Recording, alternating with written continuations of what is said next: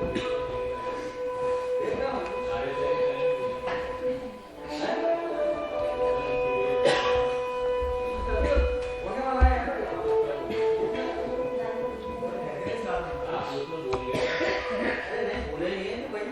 हुआ भाई? नाटक होगा नहीं होगा?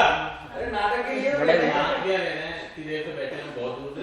आप तो थिएटर वाले हो, आप तो थिएटर वाले हो। अरे बहुत देर से बैठे हम। आप बोलो, आप बोलो। अरे शुरू करो यार। अरे अभी कर रहे हैं तो क्या है? बिल्कुल बात सुनिए, इतनी देर से बैठे हैं लोग यार। ये स्टार्ट कर रहे हैं। सबके साथ अंदर बैठे। अरे कोई है क्या? अरे होगा नहीं होगा नाटक? काय डायरेक्टर? सबके साथ अंदर बैठे हैं, सब क्लीन रूम में बैठे हैं, वीआईपी का इंतजार कर रहे हैं। अरे ये बात नहीं है, यहाँ पर टेक्निकल मिस्टेक हो जाती है। सर आप चुप बैठिए। अरे समझे? अरे नाटक चालू करें यार, ये उड़े उड़े। अरे वो वीआईपी का इंतजार कर रहे हैं। नहीं कोई वीआईपी, हमारी कोई फिक्र नहीं है। सुनो ना, अब वो वीआईपी है, आएंगे तो आ जाएंगे, टाइम पे आ जाएंगे तो कोई पहचानेगा नहीं उनको। अब सर मैं तो यहीं बैठूंगा जब तक कोई नहीं आएगा। कमाल है। अब देखिए सब आ जाएंगे, कितने चले जाएंगे अब देखो। बधाई हो सर, बधाई हो। आगे सर। बहुत बहुत बधाई हो सर। वेलकम सर, आपको बहुत बहुत बधाई हो सर आपको। Welcome sir. सर हम सब की तरफ से आपको बहुत बहुत बधाई। खड़े क्यों हो रहे सर? बैठिए बैठिए बैठिए, प्लीज कीप सिटिंग। सर आप अभी नए नए मंत्री बने हैं, इसीलिए मंत्री जी हम सभी की बात को जरा गौर से सुनिएगा जी। देखिए वो आपने इस खाली कुर्सी को जोर तोड़ से और पैसे के बलबूते पर हथिया तो लिया, मगर मंत्री जी अब इस कुर्सी को कभी खाली मत छोड़िएगा। बिल्कुल, ये कुर्सी आपकी सत्ता है। इस कुर्सी के साथ आपका ऐसा रिश्ता होना चाहिए जैसे भक्त का उसके भगवान से। लागी लक्ष्मी, जिसकी कुर्सी उसकी सरकार, और यही पॉलिटिक्स का पहला उसूल है। बिल्कुल। और सर दूसरी बात जो मैं आपको कहना चाहता हूँ वो ये कि आप इस बात का ध्यान रखें कि आपसे दूसरे डरें, आप नहीं सर। और लोगों को ये पूरी तरह से महसूस हो जाए कि आप कुछ नहीं जानते हुए भी सब कुछ जानते हैं। आप लोग सब हैं कौन? हम आईएएस अफसर हैं। आईएएस? जी हाँ, IAS ये वो चीज है जो कहीं भी भेज जाती है। हम लोग आपके तमाम विभाग के सेक्रेटरीज हैं।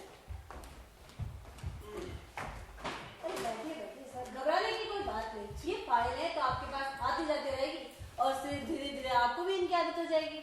आपकी मेज पर 2 ट्रे रखी है, एक पर लिखा है इन और एक पर लिखा है आउट। आपको सिर्फ इतना सा करना है, इन वाली फाइल्स को उठाना है और आउट वाले ट्रे में डाल दो। मुझे क्या? आपको कुछ भी नहीं करना मंत्री जी।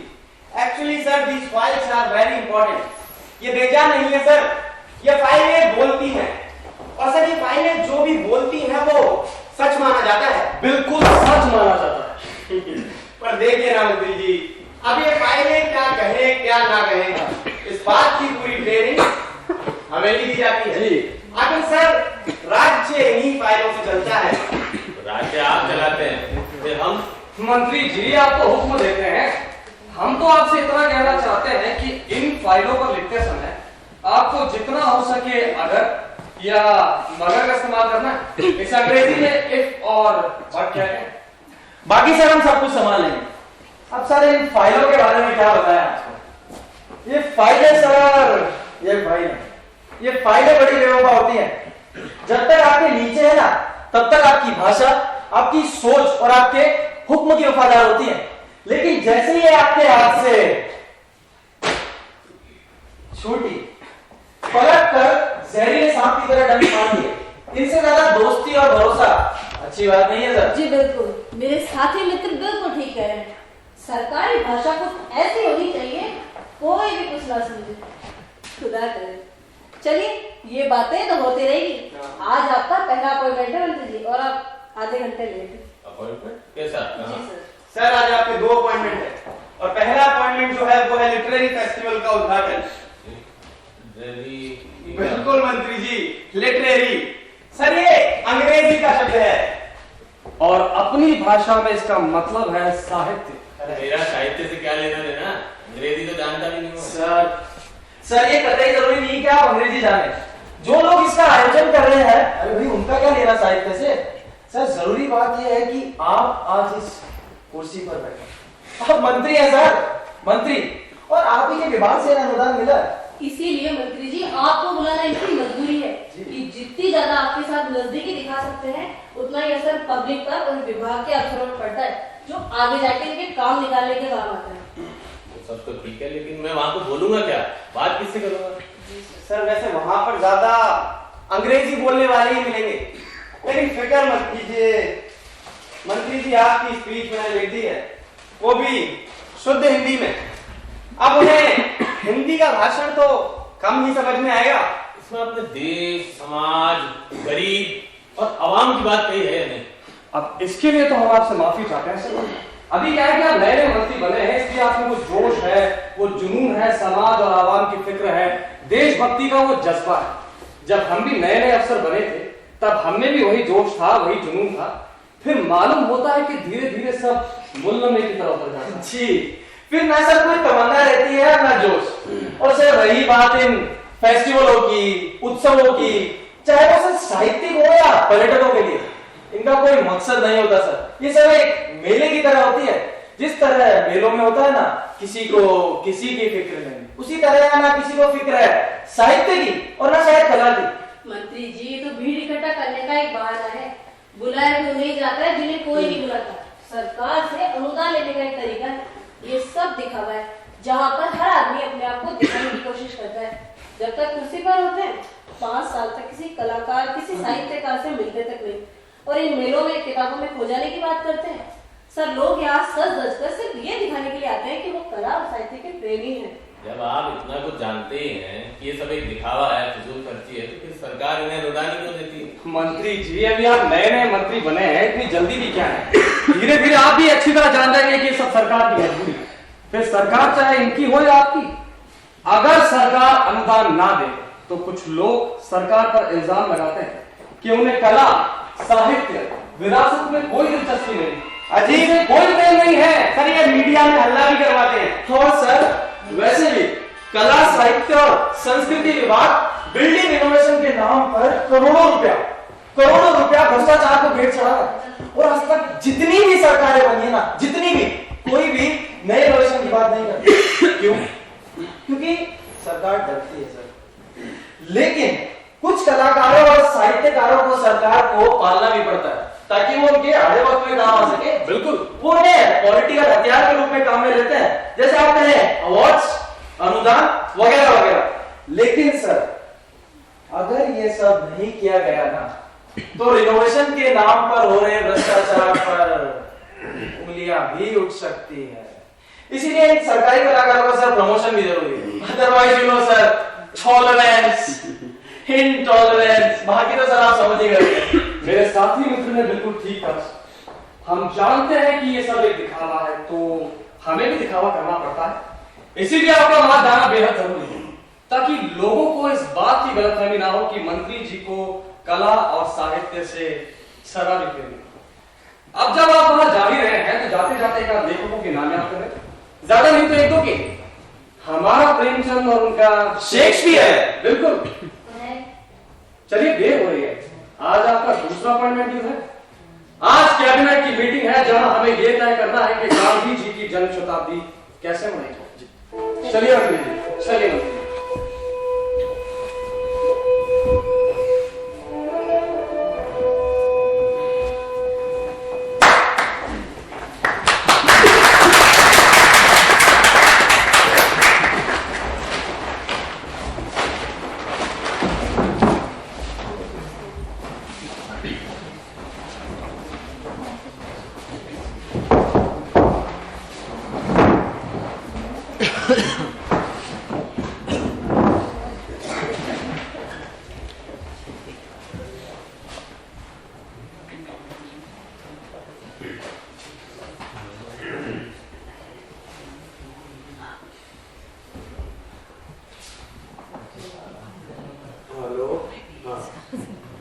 जी भैया कैसे हैं? हाँ जी, मैं रहमत हुसैन बोल रहा हूँ। हाँ हाँ जी, मैं कह रहा था कि आप खादी का स्टॉक स्वदेशी भवन में भिजवा दीजिए।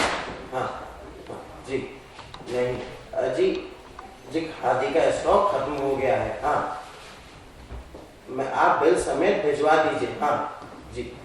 अरे भाई अच्छा लिखिए लिखिए, हाँ जल्दी लिखिए। खादी के कुर्ते, पजामे, टोपी, हाँ हाँ ये सारा सामान आप जल्दी से स्वदेशी भवन में भिजवा दीजिए। हाँ खादी का स्टॉक खत्म हो गया है। हाँ जी। अरे भाई सीएम साहब की विजिट है, पूरा सरकारी तंत्र आ रहा है स्वदेशी भवन में ये तय करने की गांधी जी की जन्म शताब्दी कैसे मनाई जाए। मंत्री जी जिंदाबाद, मंत्री जी जिंदाबाद, मंत्री जी जिंदाबाद।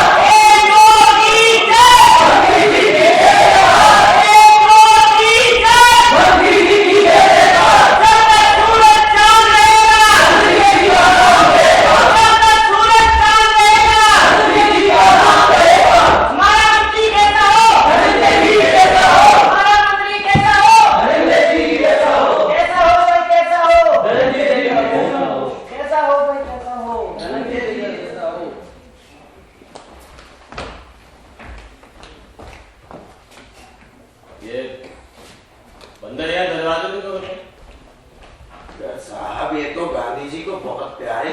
गांधी जी थोड़ी स्वदेशी भवन में आने वाले हैं। कितनी बेहूदी बात कर रही है। विदेशी पर्यटक आएंगे तो क्या देखेंगे? उनका स्वागत ये बंदर कर रहे हैं। हटा दो इनको, रख दो कहीं इधर उधर। और देखो क्रिसमस आने वाला है, क्रिसमस ट्री को रखो यहाँ पे, सांता क्लॉज को रखो। पर्यटक उन्हें देख के खुश होता है ना। जी साहब। और सुनो, ये सिर्फ well furnished air condition room में इतना मोटा कपड़ा बेचते हो सर, दुनिया क्या कहेगी?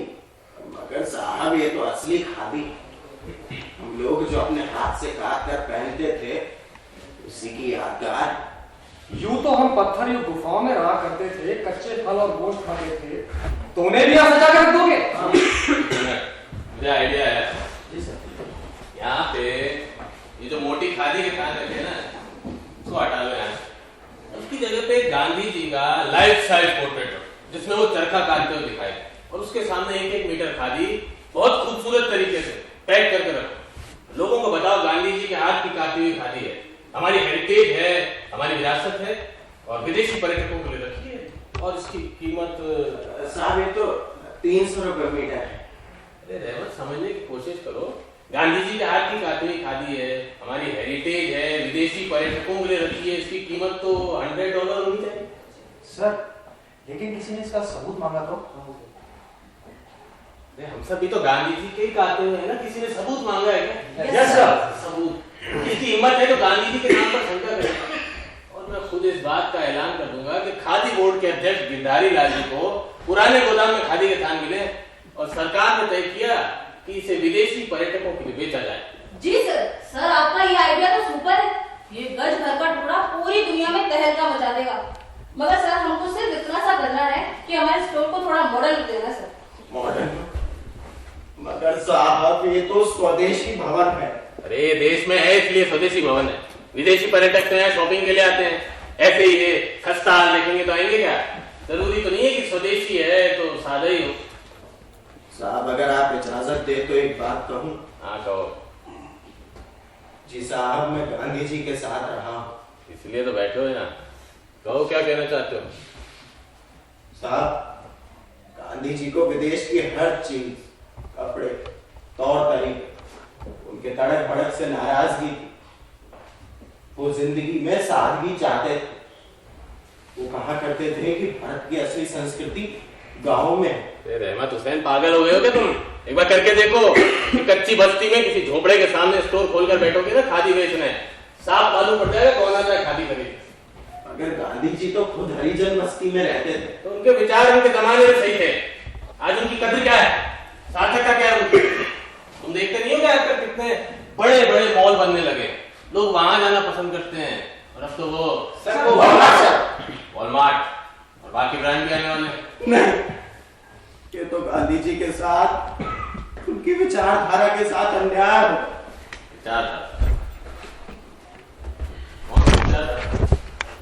बात बताओ रहमत, तुम तो गांधी जी के साथ रहे हो ना? जी हाँ। क्या उम्र है तुम्हारी? जी साहब मैं 75 वर्ष का हूँ।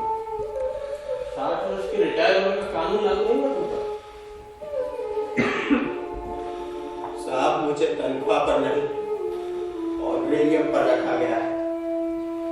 गांधी जी के साथ रहा था इसलिए इतनी सी मेहरबानी की है। मेरा इकलौता बेटा भी लड़ाई में मारा गया है और अब उसके परिवार को भी मुझे ही पालना पड़ता है। इसीलिए कह रहा हूँ तो तुम ये गलत ख्यालों की दुनिया में रहना छोड़ दो। अरे वो जमाना दूसरा था। आज गांधी जी होते ना तो वो भी महीन खादी की धोती और सिल्क का झब्बा पहन के किसी एयर कंडीशन कैबिन में बैठे। नहीं, गांधी जी ऐसा कभी नहीं करते, ऐसा हम सोच भी नहीं सकते। ऐसा करते हैं नहीं करते वो बात अलग है। अगर आज गांधी जी होते ना और नंगे बदन घूमते फिरते तो कोई भी उनकी तरफ नहीं देखता, पहचानता तक नहीं उन्हें। गांधी जी को भारत में कोई ना पहचाने, इससे ज्यादा दुर्भाग्य की बात और क्या होगी। तुमने तो बात को कहीं और ही मोड़ दिया। मैं कुछ और कह रहा था। क्या कह रहा था? कह रहा था तुम यहाँ पे एक गांधी लॉटरी का काउंटर लगाओ। गांधी लॉटरी, ये क्या होगा? गांधी महोत्सव समिति का सुझाव है ये। $1 बिलियन आइडिया। 100 रुपए के टिकट हम साल भर बेचेंगे और 2 अक्टूबर को गांधी जयंती के दिन ड्रॉ होगा। मगर साहब, अगर इसे गांधी लॉटरी ना कह के कुछ और कहें या कोई और नाम दे। रहमत तुम्हारी समझ में नहीं आएगा। अरे विलायत में भी तो है महारानी के नाम से lottery. Yes sir, yes sir. इसमें बुराई क्या है? Yes sir. भाई सरकार को धन मिलेगा, गांधी जी का नाम होगा। जिन स्टेट में विपक्ष की सरकार है वो भी बेचेंगे टिकट को। नहीं बेचेंगे तो जनता को क्या मुंह दिखाएंगे? जब जनता ये कहेगी टिकट को नहीं बेचकर उन्होंने गांधी जी का अपमान किया। देखो रहमत, मेरी बात सुन लेना। मैं मेरे सारे सुझाव अमल में लाने हैं। गांधी उत्सव साल भर चलेगा और साल भर भवन के अंदर म्यूजिक का होना बहुत जरूरी है। सुबह जब स्टोर खुले तो वैष्णव जन्नत तो तेरे कहिए और जब शाम को बंद हो तो ईश्वर अल्लाह तेरे नाम अल्लाह करना बहुत जरूरी है। Yes sir. कव्वाली का इस्तेमाल करो, हमें सबको खुश रखना। और विदेशी पर्यटकों के लिए तुम ऐसा करो चैट म्यूजिक का इस्तेमाल, शास्त्रीय संगीत, लोक संगीत, जैज, इन सबका तुम कंफ्यूजन करो। कला परुषों को पकड़ो, उनसे मदद लो। सर कंफ्यूजन नहीं सर, फ्यूजन। एक ही बात है तो। गांधी जी तो अफ्रीका में भी रहे, वहाँ के संगीत को भी इस्तेमाल कर ले। कुछ तुम्हारी समझ में आने लगा। ये लो सनातन और कमल भी आ गए हैं, इनसे मदद लो। इन्हें तो अच्छी जानकारी है, अच्छा सिलेक्शन कर देंगे। किसका सिलेक्शन करना है सर? आओ सनातन आओ। इस स्वदेशी भवन में बजाने के लिए विदेशी संगीत के रिकॉर्ड्स का सिलेक्शन करना। इस स्वदेशी भवन में बजाने के लिए विदेशी संगीत का? हाँ, मेरे पास अच्छा कलेक्शन है, खास करके अफ्रीकन ड्रम्स का। रहमत, हमें गांधी जी की आवाज इस नई पीढ़ी तक पहुंचानी है। इन लोगों ने गांधी, नेहरू और पटेल का जमाना नहीं देखा। उनके विचार, उनकी नैतिकता, ईमानदारी, देश प्रेम, सच्चाई, भाईचारा और उनके बताए हुए रास्ते की जानकारी इन लोगों को नहीं है। हाँ साहब, ये तो उस वक्त पैदा भी नहीं हुए। इन्हें क्या मालूम कि गांधी जी के बताए हुए रास्ते पर चलने पर चारों तरफ उजाला ही दिखाई देता है। किसी उजाला दिखाई देता है रहमत काका? मुझे तो चारों तरफ अंधेरा ही लगता है। क्या कह रही हो बेटा? कुछ नहीं पापा, मैं तो बस इतना कह रही हूँ कि हमारी पीढ़ी तक गांधी जी को पहुँचने के लिए म्यूजिक की मदद लेनी पड़ेगी क्या? दूसरा और कोई रास्ता नहीं? तुम अभी बच्ची हो कमल, तुम्हारी समझ में नहीं आएगा। और वैसे भी राजनीति और क्रांतिकारी में फर्क होता है। पार्टी की मीटिंग में कभी आया करो। सर मीटिंग का टाइम। अच्छा, मुझे अभी एक मीटिंग में जाना है, मैं निकलता हूँ। सुनो, ये बंदर यहाँ से हटा लेना। जी साहब। कमल, कमल अभी तुम बच्ची हो, ये सब तुम्हारी समझ में नहीं आएगा। You are just 17, going to be 18. Gandhi ji तुम्हारी समझ में नहीं आने वाले। 17 और 18, हाँ, इन लोगों के पास बस यही बहाना है। काका, ये बुजुर्ग जो खुद को गांधी जी का भक्त कहलाते, ये गांधी जी को कितना जानते समझते हैं वो मैं अच्छे से जानती हूँ, समझती हूँ। बेटी तुम सच कह रही हो। ये लोग गांधी जी को कहाँ समझते? भीड़ जुटाने के लिए सफेद टोपी पहनकर गांधीवादी होने का ऐलान करते हैं। गांधी जी के नाम को अपने स्वार्थों के लिए इस्तेमाल करते हैं। गांधी जी ने जो स्वदेशी होने की बात कही थी, विदेशी कपड़ों की होली जलाई थी, और देखते देखते ना जाने कितनी दुकानें खुल गई विदेशी कपड़ों की। विदेशी संस्कृति की खिलाफत की। और जो हुक्म अब मुझे दिया गया है उसी का प्रचार करने जा रहा हूं। क्या वो दोनों एक ही बात है? ये देखो, ये गांधी जी की आत्मकथा, सत्य का प्रयोग, ये कितने बेहूदी लगते हैं यहाँ पर। माना मैंने गांधी जी को देखा नहीं, उन्हें जाना नहीं, मगर मुझे इतना मालूम है कि आज के जमाने में गांधी जी बिल्कुल आउटडेटेड हो चुके हैं। अरे उनका रहन सहन, नंगे बदन घूमना आज के जमाने से मेल नहीं खाते काका। उनके विचार तो इतने पुराने हैं कि 15वीं शताब्दी में भी काम ना है। सनातन, तुम्हें गांधी जी के बारे में इज्जत से बोलना चाहिए। क्योंकि वो चीफ मिनिस्टर की बेटी है, उनकी गद्दी का सीधा संबंध गांधी जी से है। तुम उनके बारे में इज्जत से बात करे तो मैं समझ सकता हूँ, मगर मेरा गांधी जी से क्या लेना देना? सनातन प्लीज। ठीक है, तू कहती है तो मैं चुप हो जाता हूँ, मगर इस चुप्पी का मतलब क्या? माना कि मुझे गांधी जी के जमाने की जानकारी नहीं है, मगर आजकल गांधी जी के नाम पर जो कुछ भी हो रहा है उसे देखकर तेरे दिल में गांधी जी के लिए इज्जत पैदा होती है? होती क्यों नहीं? सनातन, मैं गांधी जी को पूछती हूँ, उनकी इज्जत करती हूँ। सनातन, तुमने गांधी जी को देखा नहीं, उन्हें जाना नहीं, और उन्हें जानने की कोशिश तो करो, उनकी इज्जत करो। रहमत काका, आप लोग गांधी जी से बहुत ज्यादा प्रभावित हो। यूं ही आंख बंद करके किसी को पूजना या इज्जत करना मेरी नजर में सिर्फ एक दिखावा है, और मुझे इससे ईर्ष्या भी होती है, मगर मैं उनका भक्त नहीं हूं। हाँ काका, मैं उनका भक्त नहीं हूं। अरे बचपन से सुनता रहा हूं कि गांधी जी ने हमें आजादी दिलाई। अरे किस बात की आजादी? सच नहीं बोलेगी? रहमत काका, बताते तो जाओ, किस बात की आजादी? सच नहीं बोलेगी या बोले हम भ्रष्टाचार करने की, गरीबों और दलितों पर अत्याचार करने की, या बोले हम भ्रष्टाचार करने की? पहले विदेशी ताकत की गुलामी की, फिर बादशाहों की गुलामी, फिर आज पैसों की गुलामी कर रहे हैं। अरे गुलामी तो गुलामी है। और वैसे भी इस देश में जो कुछ भी हो रहा है, क्या वो एक खतरनाक बीमारी नहीं है? लोग कहते हैं कि गांधी जी अगर आज होते तो ये सब नहीं होता। अरे मैं पूछता हूं कि गांधी जी में ये से खाकर क्यों नहीं गए कि उनकी गैर मौजूदगी में ये सब जो हो रहा है वो सब नहीं होता? खुद तो बन गए महात्मा और यहाँ छोड़ के पवनों की जमात। वैसे भी उत्साह, अहिंसा, शौक, ये सब एक पहेली बन चुके हैं मेरे लिए। मुझे समझ नहीं आता है कि बीच में सीमा रेखा कहां खींची जाए। सनातन, तू क्या कह रहा है? मेरे समझ में तो कुछ नहीं आता। अरे मेरी बातें तुम्हारी समझ में नहीं आएगी धवल। वो क्या है ना, तुम अभी बच्ची हो, और वैसे भी जिस भाषा को तुम लोग जानते हो उसके शब्दों के अर्थ बदल चुके हैं। आज वो बेमानी है। गांधी जी के अहिंसा की प्रशंसा करने वाले राजपुरुष लोग आज अपने ही साथियों की हत्या करवाते हैं। उनके सत्य को पूजने वाले नेता झूठ के कंधों पर बैठे हुए हैं। रहमत काका, कहा जाता था कि गांधी जी सबको प्रेम करते थे, लेकिन आज वही नफरत है। भाई भाई के बीच में दीवारें खिंची हुई हैं, धर्म और मजहब के नाम पर जंग हो रही है। अब से राजाला अफसर बन बैठे हैं, और न्यायमूर्ति की आंखों पर जो काली पट्टी बनी है ना, लोग उसका सरेआम फायदा उठा रहे हैं। क्या कि वो देख नहीं सकती, तो जिसकी मर्जी में जो आ रहा है वो कर रहा है। न्याय भी बिकने लगा है।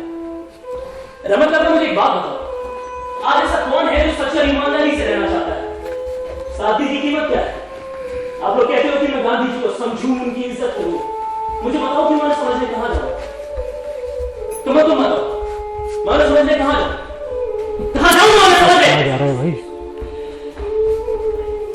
वैसे भी जिस समाज में हम लोग जी रहे हैं, हमें जीना है तो इसी के तरीके से जीना होगा। क्या छोड़ूंगा? रहमत काका, हम लोग फिर शाम की बात करते हैं। हाँ, एक बात और, आज अगर कोई बुढ़ा भूले बैठे इस स्वदेशी वन में आ गया तो गोरखा उसे दरवाजे से ही बाहर निकाल देगा, और कहीं वो गलती से अंदर घुस गया तो हो सकता है गोरखा उसके पीछे दो आदमी लगा दे और कहे देखना कहीं कुछ उठा ना ले, और कहीं वो टूरिस्ट के सामने से गुजर गया, हो सकता है उसे वो भिखारी समझकर कुछ पैसे ही दे दे। नहीं बेटा, ऐसा नहीं कहते। अरे यही सच है रहमत काका, यही सच है। आज इस स्वदेशी वन में गांधी जी को शक्ति नजरों से देखा जाएगा। तुम सच कहते हो बेटा, आज उनके कोई पांव भी नहीं छुएगा। ऐसा क्यों कहते हो काका? यहीं पर देख लो, सामने बापू की तस्वीर लगी है। हर कोई आता है, सर झुकाकर हाथ जोड़ता है, अगरबत्ती जलाता है। नहीं नहीं, मैं नहीं मानती कि गांधी जी के लिए लोगों के दिलों में इज्जत नहीं। इज्जत है, प्रेम है, मगर हम उनके बावजूद भी दिखा नहीं सकते क्योंकि वो हमारे साथ नहीं है। हाँ, अगर गांधी जी हमारे साथ होंगे तो सब उन्हीं के बताए हुए रास्ते पर चलते। ये सब सुनहरी ख्वाबें के बाद गलतफहमी की दुनिया में रहना बंद कर दिया है, समझी? और हाँ, तूने सुना नहीं था, राजनीति और क्रांति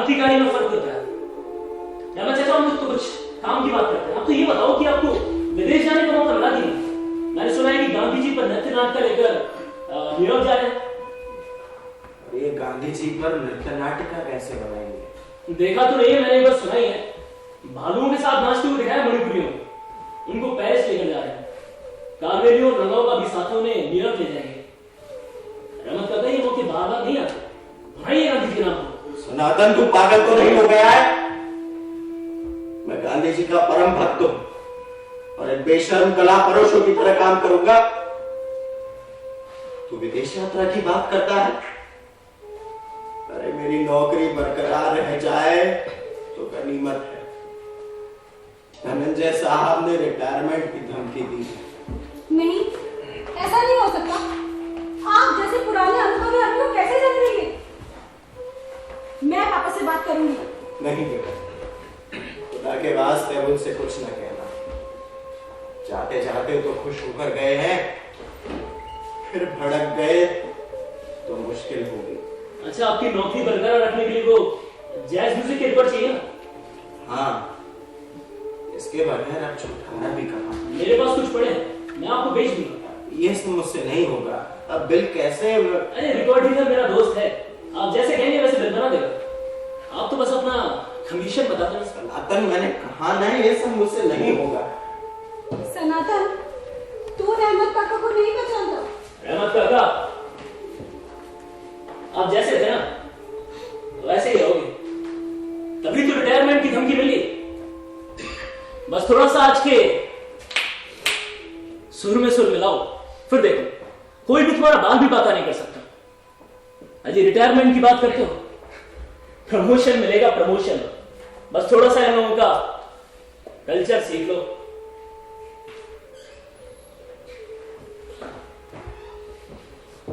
इस उम्र में जो कुछ सीखा है वही ना भूलूं तो काफी।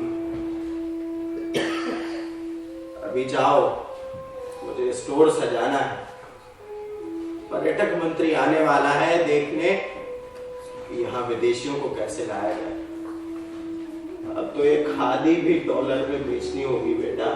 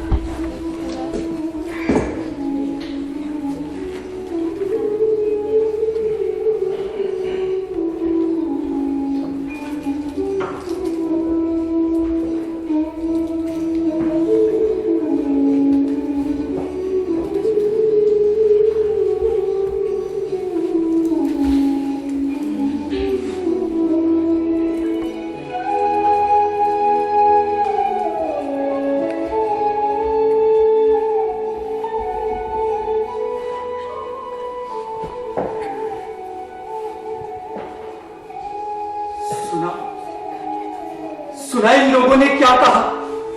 इन बंदरों को यहां से हटा देना, इन बंदरों को यहां से हटा देना।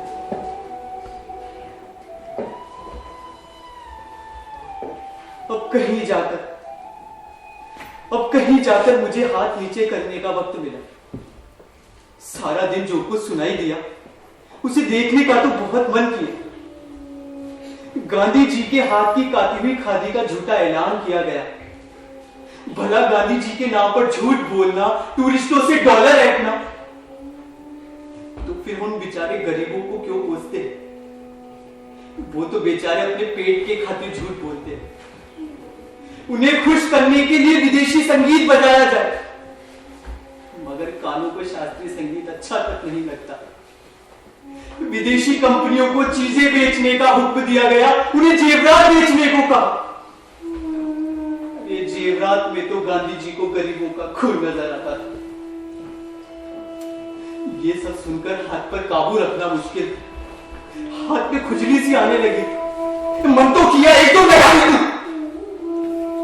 मगर गांधी जी की तालीम आंखों के सामने आ गई। हाथ कैसे उठा सकता?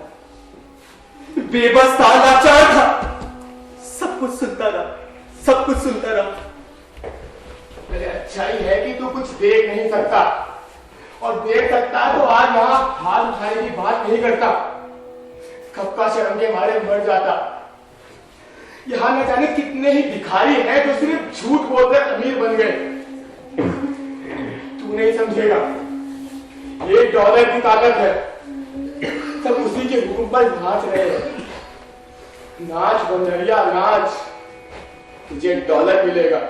ये राज के मालिक है, आज के अन्नदाता है। अरे तू तो खुशकिस्मत है कि कुछ देख नहीं सकता। आज हम लोगों की सारी जिंदगी,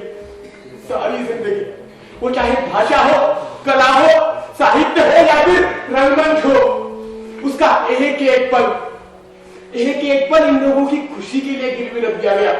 यहाँ तक कि हमारे जंगल, हमारी नदियां, हमारा विरासत, हमारा कल्चर, हमारा सब कुछ इनके लिए बनकर रह गया। जैसा ये लोग चाहे वैसा ही हम करें। क्या करूं? लाचार हूं। मैं सब कुछ देख सकता हूं, सब कुछ सुन सकता हूं, मगर मुझे कुछ भी बोलने की इजाजत नहीं, और मुझे सुनने की इजाजत नहीं थी, इसीलिए दुखी था। तुम लोग देख कर और सुनकर दुखी थे। जरा सोचो, क्या गांधी जी को मालूम था कि आने वाले जमाने में किस तरह की भाषा ये संसद, विधानसभा में तो इस्तेमाल करेंगे, एक दूसरे को गवार, अनपढ़, चोर तक कहेंगे। और ये सिनेमा और टीवी, इनमें तो किस तरह की भाषा का उपयोग होता है। जहां ना कोई कवि है, ना कोई संगीतकार है, तो क्या होगा? संगीत के नाम पर तो शोर ही होगा। चारों तरफ बस झूठ और रिश्वत का बोलबाला, जिसके सर पर होगा हाथ, सब उसी का देंगे। यही सोचकर गांधी जी ने हम तीनों को देखने, बोलने और सुनने से मना किया। मैं तो ये सोचकर परेशान हूं, अगर गांधी जी यहाँ स्वदेशी भवन में आ गए तो क्या होगा? तुमने सुना नहीं? अगर हमारे गांधी जी स्वदेशी भवन में आ गए तो दरबान तो उन्हें अंदर ही नहीं आने देगा। वो बेचारे तो कहीं दूर खड़े खड़े टूरिस्टों का शाही स्वागत देखते रहेंगे, जिसे इस लोकतंत्र में रॉयल वेलकम कहा जाता है। अरे मैं तो ये सोचकर परेशान हूं कि अगर गांधी जी भारत आ गए तो हम उन्हें पहचाने या ना पहचाने, मगर क्या गांधी जी आज के इस भारत को पहचान पाएंगे? क्या वो अपनी जन्मभूमि गुजरात को पहचान पाएंगे, जहां कुछ समय पहले तक हिंसा का खौफ चारों तरफ फैला हुआ था? ये सब देखकर उस अहिंसा और सच्चे पुजारी की क्या हालत होगी? तुम सच कहते हो।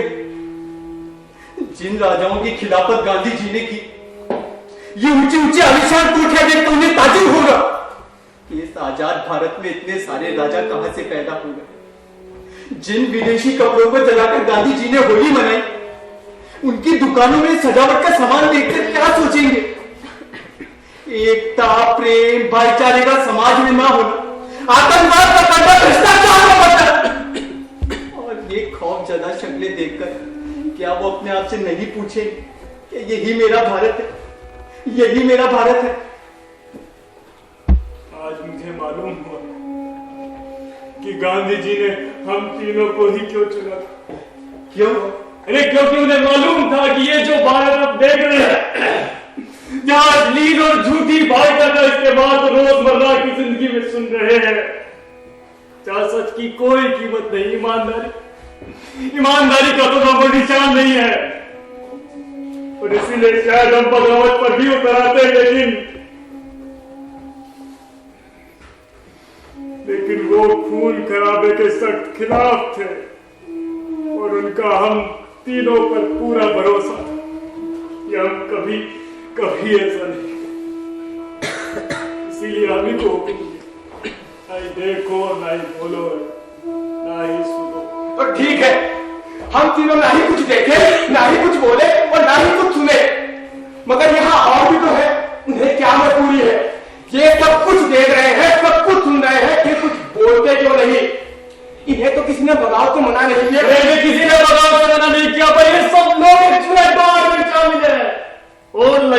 एक से बढ़कर एक हो रहे। किसी के पास कुछ सोचने समझने का वक्त ही नहीं। जिस गांधी जी को हमने जाना, जिस भारत की तस्वीर हमने बनाई, जो सपना हमने देखा, ये वो भारत नहीं है ये वो भारत, और ना ही ये वो सपूत है। वो लोग और थे, और था वो जमाना। आज तो हम सामान्यता की युग, ये जो मीडियोक्रिटी में जी रहे, सब लोग बोले हैं यार, किसी का कोई मकसद नहीं है, ना ही कोई मंजिल है और ना ही कोई उद्देश्य है। सब दिखावा है, बेमानी है, तमाशा है, और हमें तमाशा देखते रहना होता है, देखते रहना होता है हमें तमाशा देखते रहना। और कर ही क्या सकते हैं, बस इंतजार कर सकते हैं। अरे कब तक करें इंतजार? अब तो कोई रहनुमा पैदा हो जो इस समाज को, इस सिस्टम को बदलने की बात करे। हम तीनों इन बातों में ना पड़े तो ही अच्छा है। गांधी जी ने भरोसा करके जो काम हमें सौंपा, हम वही करें। चलो अपनी अपनी जगह, हम अपनी अपनी जगह जाकर बैठ जाते हैं। यहाँ हमारी बात सुनने वाला कोई नहीं। जो अपनी आँख बंद कर, जो अपने कान बंद कर, हम अपनी जुबान बंद कर देता हूँ। बस सिर्फ हम हैं और ये तमाशा।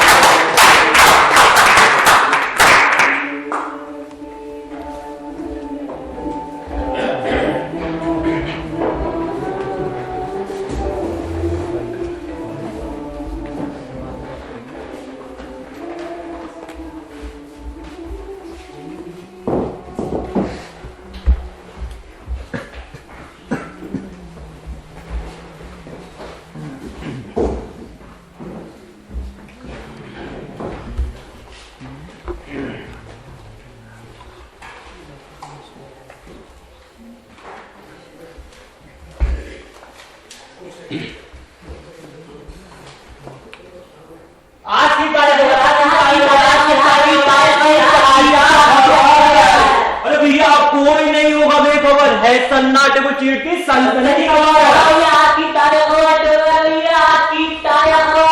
अरे भैया गांधी जी का आगमन, मीडिया में घमासान और पूरी की पूरी जनता परेशान। अरे आज की ताजा खबर, आज की ताजा खबर, आज की ताजा खबर। सत्ता, विपक्ष, बिजनेसमैन तक है परेशान। अरे भी गांधी यंत्र मानव से सब चल रहा है हिंदुस्तान में घमासान। धोती फाड़ कर निकला है गांधी पहलवान। भाईजान धोती फाड़ कर निकला है गांधी पहलवान। हाँ भैया, रामू अखबार वाले से सुनो आज की ताजा खबर। अरे भैया गांधी जी का रॉयल वेलकम, सत्ता के गलियारों में भीड़ का। आज की ताजा खबर, आज की ताजा खबर, आज की ताजा खबर। अरे भैया आप भी सुनिए आज की ताजा खबर। गांधी जी बन गए वीआईपी। अरे भैया मीडिया में बढ़ रही है उनकी टीआरपी। बोलो भैया मीडिया में बढ़ रही है उनकी टीआरपी। हाँ जी भैया, अच्छा आज की ताजा खबर सुन लो। आज भैया आज की ताजा खबर सुन लो। अरे भैया प्रोफेसर वेंकट राघवन का ऐलान। अरे भैया गांधी करेगा सत्ता विपक्ष का चालान। आज की ताजा खबर, आज की ताजा खबर, आज की ताजा खबर। आ गया है संसद में अहिंसा का पुजारी। सब खामोश लेकिन सवाल जवाब तैयारी।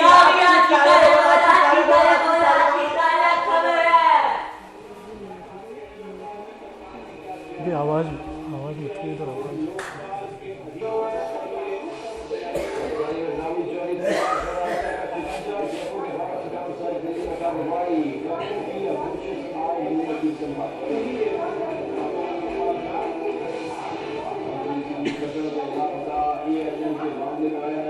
ये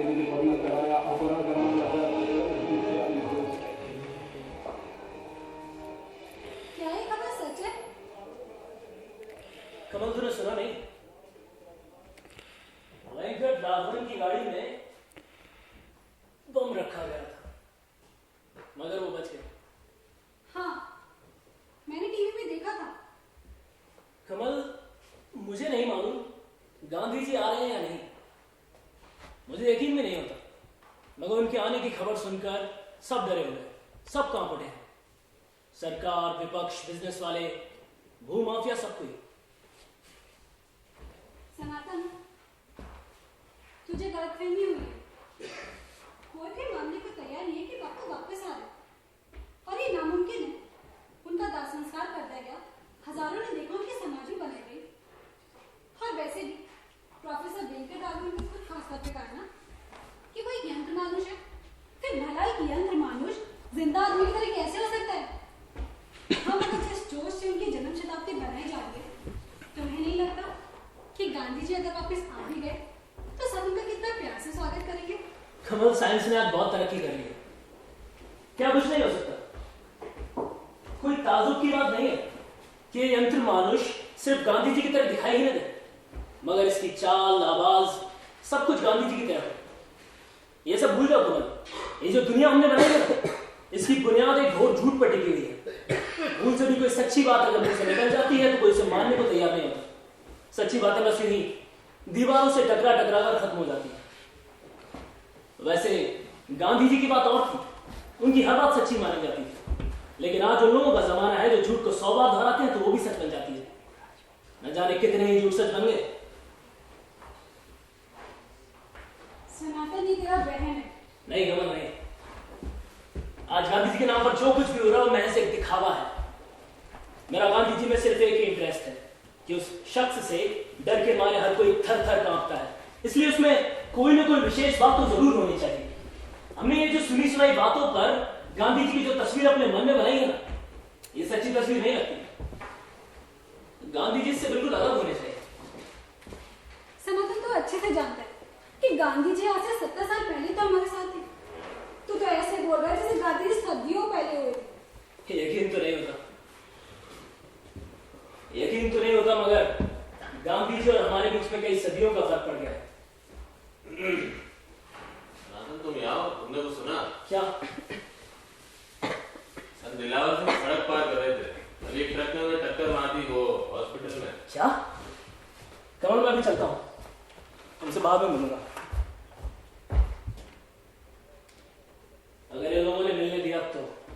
सनातन रुको, ठहरो, सनातन की बात सुनो। चला गया। लड़के से ज्यादा मिलना जुलना नहीं, रिवॉल्यूशनरी लगता है। गांधी जी वापस आ रहे हैं, खबर सुनकर न जाने क्या हो गया। वो तो शांति के मसीहा थे, यहाँ तो लॉ और ऑर्डर सब टूटता जा रहा है। यही सब होना था ना, तो वो ना आए तो अच्छा। पापा, ये आप क्या कह रहे हैं? आप तो गांधी जी के परम मगर तू नहीं समझेगी, यही ना? हाँ, मेरे समझ में तो कुछ नहीं आया।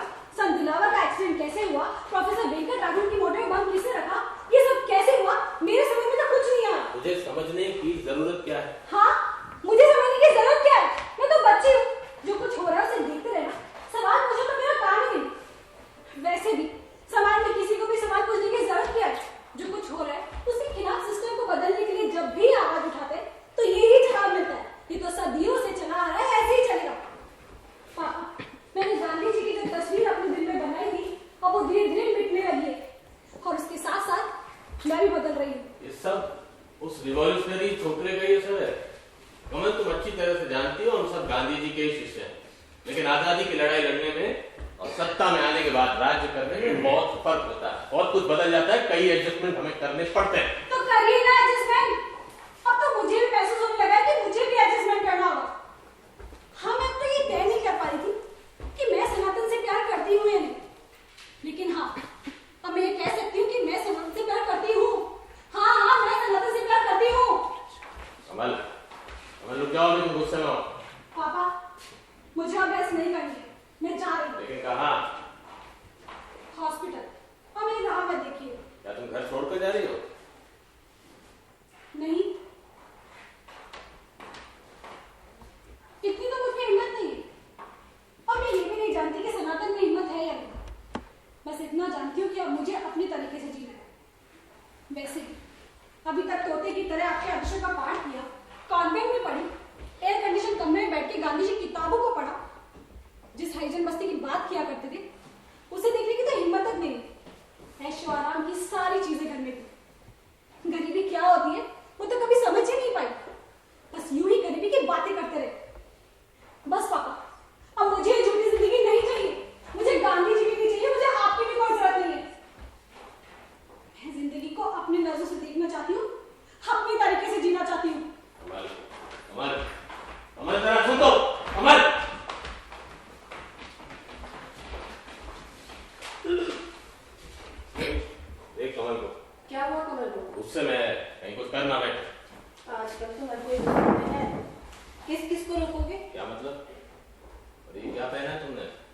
बताओ कैसा है?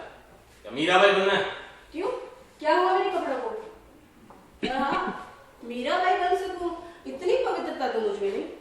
सुन रही हूँ गांधी जी वापस आए, इसके बदलने की कोशिश तो करनी होगी ना। सिर्फ खादी पहनने से काम नहीं चलेगा, अपने हाथों से काटनी भी होगी। बेवकूफी की बातें मत करो। फ्रांस के टूरिज्म मिनिस्टर दोपहर के खाने पर आ रहे हैं, तुम्हें उनको रिसीव करना है। और आज ये हेयर स्टाइल ठीक करवाने तुम ब्यूटी सैलून में गई? हाँ, नहीं गई और जाऊंगी भी नहीं। मैं सच्चाई और सादगी के साथ जिंदगी बिताना चाहती हूँ। आज जैसी हूँ वैसे तो बापू के सामने खड़ी भी नहीं हो सकती। इतना तो बदलना ही होगा ना कि जब वो आए तो उनके सामने जाने की हिम्मत कर सकूं। Please stop this nonsense. अरे ये मेरी इज्जत का सवाल है। धनंजय, इसमें आपकी इज्जत का सवाल कहाँ आ जाता है? मैंने साफ कपड़े पहने, बिगनी तो नहीं करी। यू नो, जब वृंदा में हम दोनों पहली बार मिले थे तो मेरा हेयर स्टाइल भी यही था और मेरे कपड़े भी। खैर, अब इन बातों का कोई मतलब नहीं, मैं जा रही हूँ। और हाँ, मेहमान नवाजी में कोई कमी नहीं आने दूंगी। क्या हो रहा है? तो मैं पागल हो गया हूँ या ये सब पागल?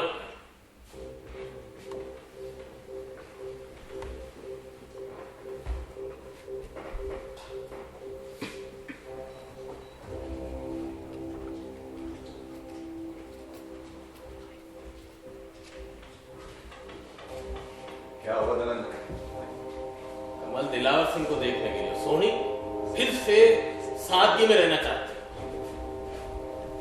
खबर है कि वो संत बच गया।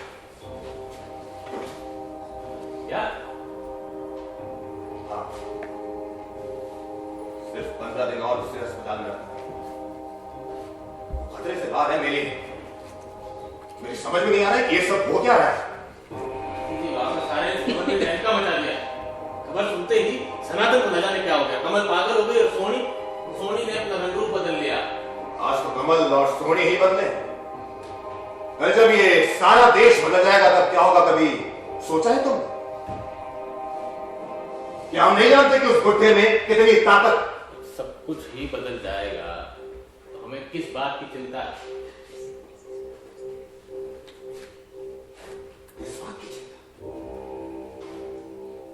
तुम कह रहे हो कि किस बात की चिंता? क्या तुम भूल गए कि हम सबने मिलकर गांधी जी के नाम को हर तरह से एक्सप्लोर किया था? अपने स्वार्थ के लिए, अपनी हैसियत को बढ़ाने के लिए, ना जाने कितने छूट गए थे। क्या कुछ नहीं लिखा था हमने? ये बताने की पूरी कोशिश की थी कि गांधी जी के सबसे बड़े और परम भक्त हम ही थे और कोई नहीं। जो बड़े बड़े दावे हमने किए थे ना, उनमें कितनी सच्चाई है, कितना झूठ है, ये सब भूल जाए।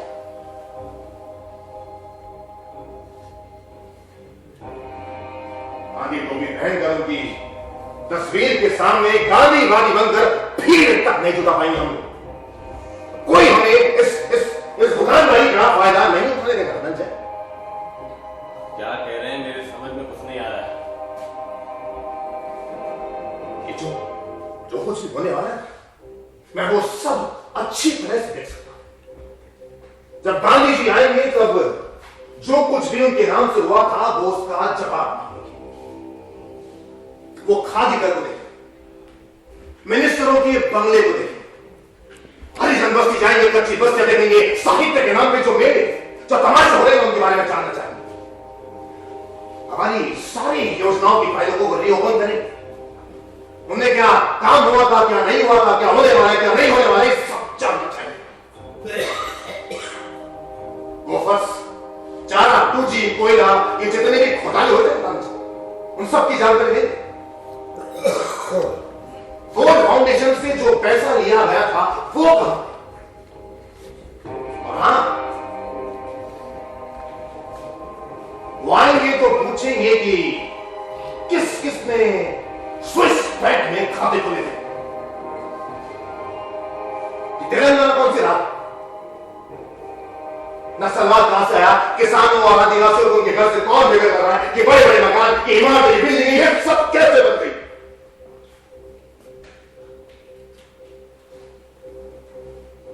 देश में सिर्फ देशभक्त और क्रांतिकारी हुआ करते थे, वहां ये आतंकवादी कहां से पैदा होते और क्यों पैदा होते?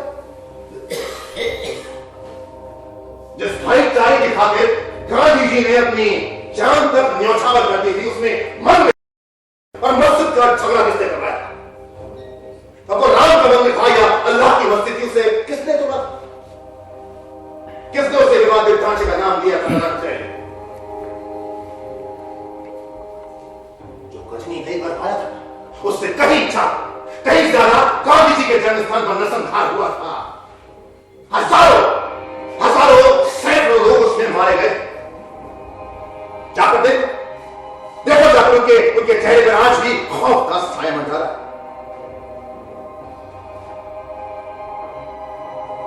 गांधी जी ये सब जानना चाहेंगे। वो आएंगे तो पूछेंगे कि भाई ये मुंबई किसकी है? छोटे छोटे स्टेट बनाकर इसके टुकड़े किसने किए? क्या जवाब दोगे तुम इसका? कुछ नहीं बोलोगे तुम।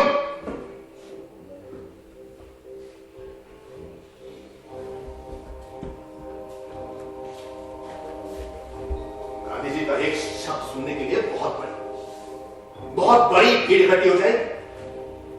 उनकी एक मामूली सी आह भी हमारे लिए तूफान खड़ा कर देगी।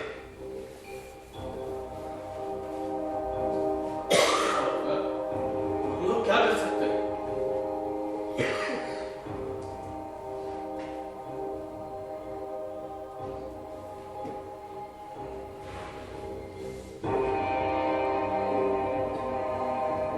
उसी में हमें विचार करना होगा। धनंजय, मेरी समझ में जो एक बात आती है वो ये है कि विज्ञान आज की सदी में फायदेमंद तो है, लेकिन ये खतरनाक भी साबित हो सकता है। सारी दुनिया न्यूक्लियर, रासायनिक और बायो न्यूक्लियर हथियारों से घबराई है। और विज्ञान ने तो इतनी तरक्की की है कि कोई ताज्जुब नहीं।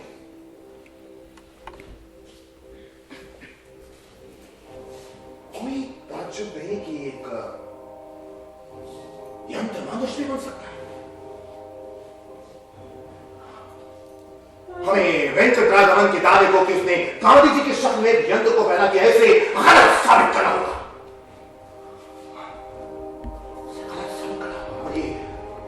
ये सवाल पूछना होगा कि क्या वाकई में वो गांधी जी हैं? और अगर है तो उसका सबूत क्या है? हाँ, इस बात का सबूत क्या है? जो सवाल मैं तुमसे पूछ रहा हूं उसे बराबर अपनी बेवकूफी साबित मत करो। तुम गलत है, ये इतना आसान नहीं है। विज्ञान है ये झूठ पढ़ने देगा होगा, इसके पास में हर बात का सबूत होता है। सबूत हो या ना हो, विपक्ष तो टूट ही पड़ेगा ना हम पर। न जाने कैसे कैसे सवाल करेंगे।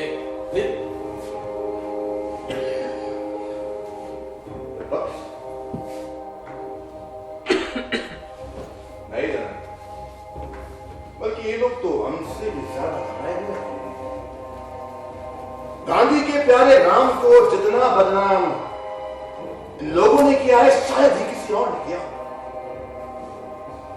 राम के नाम पे सारे देश में आग लगाई, लगते ना दिखाएगी लेकिन चिंगारी आज भी है। क्या जवाब देंगे? इनकी तो जान पर बनाई हुई। तो आपने क्या सोचा है?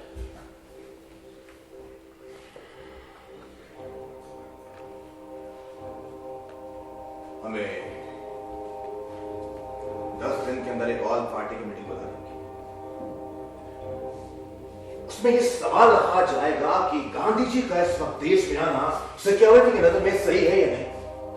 सीबीआई से कहा जाए कि प्रोफेसर वेंकटराघवन का पास रिकॉर्ड कैसे भी उसे CIA का एजेंट घोषित किया जाए, ये बात साबित की जाए। उसे फौरन ऐड दी गई थी। भारत में आतंक फैलाने का काम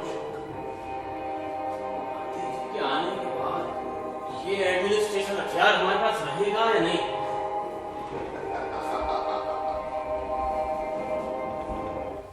धनंजय, अब गांधी जी आएंगे तभी ना। ऐसे नहीं आएंगे। शायद तुम एक बात भूल गए हो धनंजय। अंग्रेजों ने सेंट जोन को डायन घोषित करके चाहा था। एक साधारण से शिकारी ने कृष्ण को मार डाला। यहूदियों ने क्राइस्ट को फांसी पे लटका दिया था, तो क्या हम क्या आप रुक तो गए? तो क्या हम प्रोफेसर वेंकट राघवन के पब्लिसिटी स्टंट को शुरू होने से पहले ही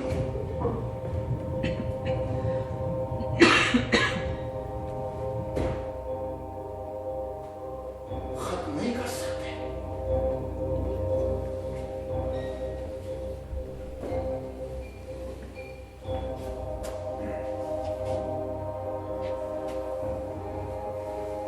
इस अभियान की लीडरशिप आपको ही करनी होगी।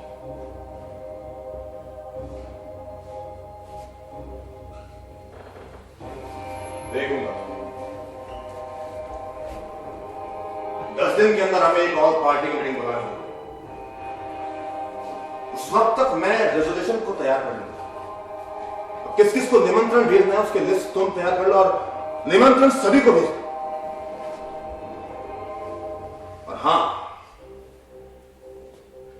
धनंजय, मैं ये उम्मीद करता हूं कि तुम्हारे हर सवाल का जवाब मैंने बखूबी दे दिया है, तो समारोह की तैयारी में अब कोई गलती नहीं होनी चाहिए, वरना कुर्सी तो हाथ से जाएगी है और साथ में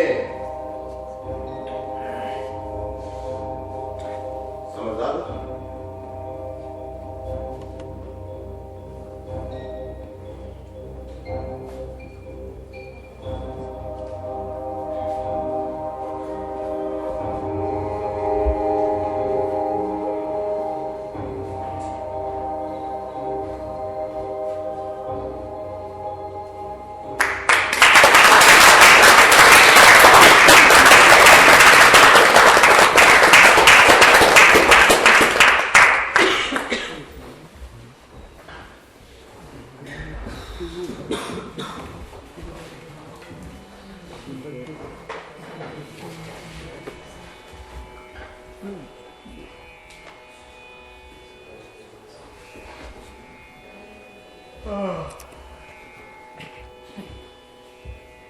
नाटन, तुम समझ नहीं रहे हो, ये एक षड्यंत्र है, बहुत बड़ी साजिश। इस एक्सीडेंट को बहुत बड़ा रूप दिया जा रहा है। बाबा, अब तबीयत कैसी है आपकी? रहमत मौत के इतना नजदीक पहुंच गया था कि जिंदगी को दूर से ही देख सकता था। अगर अब सच बताऊं तो जिंदगी के नजदीक जाने में भी घबराहट महसूस होती है। ऐसा ना करें। आपके प्रवचनों में तो आपने हमेशा हिम्मत की बात की। अगर आप ही हिम्मत को बैठेंगे तो दूसरों का क्या होगा? मैंने हमेशा सेवा और हिम्मत की ही तो बात की, मगर ये दोनों ही मुझे मृग जान लगते हैं। ये आप क्या कह रहे हैं बाबा? बेटा, आज मैं शायद पहली बार सच बोल रहा हूँ। मुझे ये एहसास हो रहा है कि गांधी जी के आने से लोगों में जो डर है वो सच्चा डर है, दिखावा नहीं है। एहसास तो मुझे भी हो रहा, सब डरे हुए। बाबा, आपकी तबीयत तो ठीक है ना? कहीं एक्सीडेंट की वजह से? नहीं, अभी तक तो मेरा दिमाग ठीक है, मगर जो सच्चाई मुझे दिखाई दे रही है उसे तो कहना ही होगा। कहना होगा? आप कहना क्या चाहते हैं? बेटा, सच्चाई यही है कि इस वक्त अगर गांधी जी ना ही आए तो अच्छा है। गांधी जी के आने से हम लोगों का जो हाल होगा वो तो होगा ही, मगर ये आज के माहौल को देखकर गांधी जी का क्या हाल होगा मुझे तो बस इसकी फिक्र है। तो क्या गांधी जी के आने का डर आप जैसे संत को भी है? मेरे जैसे संत? बेटा, गांधी जी को सबसे ज्यादा दुख मेरे जैसे संत को देखकर ही होगा। बाबा, आपकी बातें मेरी समझ में नहीं आती। अगर किसी के दिल में गांधी जी के लिए सच्चा प्रेम है तो आप और रहमा चाचा जैसे कुछ ही लोग तो हैं, आपको देखकर उन्हें दुख होगा। ऐसा क्यों? बेटा, रहमत की बात और है, उसे उसकी मजबूरी की वजह से माफ भी कर देंगे, मगर मुझे तो जनता ने कई वर्षों से संत मानकर पूजा है, मेरी हर एक बात को सच माना है, मेरी इज्जत की, मेरे जन्मदिन पर सभाएं की है। क्योंकि आप पूजनीय थे, आपके दिल में सेवा की सच्ची श्रद्धा थी। आपने कभी भी खुद को संत नहीं माना, सभाओं में आप कभी नहीं गए, दूर किसी छोटे से गांव में गरीबों की सेवा करते रहे बस। नहीं सनातन, नहीं, उन सबको सत्ता का नशा चढ़ा हुआ था, तो मुझे सिर्फ सेवा का नशा था। नहीं बाबा, ऐसी बात नहीं। आपकी सच्चाई, सादगी और ईमानदारी की वजह से ही तो लोग आपकी इज्जत करते थे। उन्होंने तो आपको गांधी जी का वारिस माना। मैं भी इसी गलतफहमी में था, मैं भी अपने आप को सचमुच बड़ा और महान मानने लगा था। सभाओं में जाना, मालाएं पहनना, भाषण देना, सब कुछ मेरे लिए फिजूल था। सच्चाई तो यही थी कि सभा में ना जाकर भी मैं ये पूरी कोशिश करता था कि और नेताओं से बड़ा बनूं। और देखो, जनता ने मुझे संत का रुतबा दे दिया। जनता ने नहीं बाबा, आप तो सचमुच के संत हैं। बेटा, मैं भी यही मानने लगा था। सत्ता का नशा तो सबकी समझ में आता है, और इसका परिणाम भी तो बुरा ही होता है, मगर संत बनने का नशा दूसरी तरह का होता है। इस नशे में इंसान बेखबर नहीं होता, बल्कि वो धीरे धीरे सचमुच अपने आप को बड़ा और महान मानने लगता है। मैं भी इसी नशे में चूर था कि उनका स्वरूप मुझ में ही है, मैं उन्हीं का अवतार हूँ। नहीं बाबा, ये नशा नहीं था, ये हकीकत थी। हमें और सारी जनता को आप में ही गांधी जी की वाणी, उनकी सच्चाई, गांधी जी की तस्वीर नजर आती थी। बेटा, ये बहुत बड़ी गलतफहमी थी, बहुत बड़ी भूल। तुम लोगों ने तो गांधी जी को देखा ही नहीं। सच्चाई तो यही है कि जिन लोगों ने गांधी जी को देखा और जो लोग उनके साथ रहे, वो लोग भी उनके विचारों को नहीं समझ पाए। क्यों रहमत, ये कहा ना मैंने? हाँ, अगर समझ जाते तो ऐसी बातें ना होती जो आज हो रही। उनके विचारों को समझना और उन्हें निभाना बहुत मुश्किल। बेटा, कुछ लोग तो ऐसे भी थे जिन्हें गांधी जी के विचार बहुत खतरनाक नजर आते थे। अब जब गांधी जी वापस आ रहे हैं तो उनके लिए खतरा और बढ़ गया है। नेताओं के सिंहासन हिलने लगे हैं, तो मेरा आसन भी तो डोलने लगा है। आपका आसन? आपने कभी आसन की परवाह की है बाबा? सनातन, झूठा दिखावा करके जो आसन मैंने बनाया है, मुझे मालूम है वो कितना बड़ा है। जनता मुझे संत मानती है, राष्ट्रपति और प्रधानमंत्री तक मेरी बात से डर जाते हैं। वो मेरी बात से सहमत नहीं है, फिर भी उन्हें मेरी बात को मानना पड़ता है। क्यों? क्योंकि वो जानते हैं कि आप सच के पुजारी हैं, आपकी बात में ताकत है। नहीं बेटा, नहीं। राजनेता दूसरों की ताकत को अच्छी तरह जानते और समझते हैं। वो ये अच्छी तरह जानते हैं कि जो भीड़ वो अपने भाषणों से इकट्ठी नहीं कर पाए, उससे दुगनी भीड़ मैंने अपनी सेवा से इकट्ठी की है। तो इसमें हर्जी क्या है? ऐसे देखे तो बेटा, इसमें कोई हर्ज नहीं। हाँ, कोई हर्ज नहीं इसमें। राजनेता और संत दोनों ही भीड़ से माने और पूजे जाते हैं। हमने भीड़ जुटाने में वक्त गवाया, काम नहीं कर सके।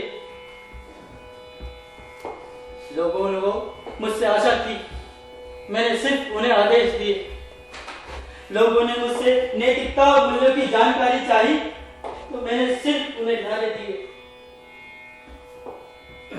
जब लोग गलत रास्ते पर जा रहे थे, मैंने उन्हें नहीं रोका, इसलिए कि मैं डरा हुआ था कि कहीं जो भीड़ मैंने बनाई है वो कम ना हो जाए। मैं आज औरों को धोखेबाज कहता हूं, मगर सच्चाई तो यही है कि सबसे बड़ा धोखेबाज तो मैं ही हूं। हाँ, सबसे बड़ा धोखेबाज मैं ही हूं, जो कुछ होता रहा उसे चुपचाप संतोष के साथ देखता रहा। नाथन, तुम नहीं जानते, जब गांधी जी आएंगे तो वो धनंजय और महामंगल पर उंगली नहीं उठाएंगे। वो मुझसे पूछेंगे कि मैं क्या कर रहा था। वो कहेंगे कि जब इमरजेंसी लागू हुई तो तू चुप रहा, दिल्ली के दंगों में लोग मारे गए तो तू चुप रहा। ईश्वर अल्लाह ने फर्क कर दिया, मंदिर मस्जिद के लिए झगड़े हुए, पूरे देश में आग फैलाई गई, तब भी मैं चुप रहा। राम के नाम पर रथ चला तो उसके घोड़ों को पकड़ने में मुझे जरा सी भी हिम्मत नहीं थी। चुपचाप मस्जिद को टूटते देखता रहा, तब भी मैं चुप रहा।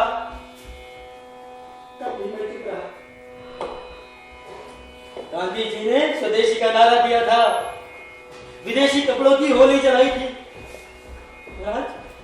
आज स्वदेशी कपड़ा खुलेआम बाजारों में बिक रहा, तब भी मैं चुप रहा।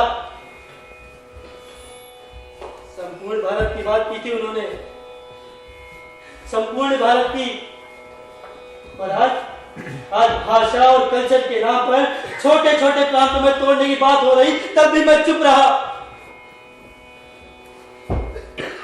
भ्रष्टाचार, रिश्वतखोरी, बलात्कार, ये सब कुछ खुलेआम होता रहा, तब भी मैं चुप रहा। सनातन, जब गांधी जी आएंगे और मुझसे पूछेंगे कि मैं क्या कर रहा था,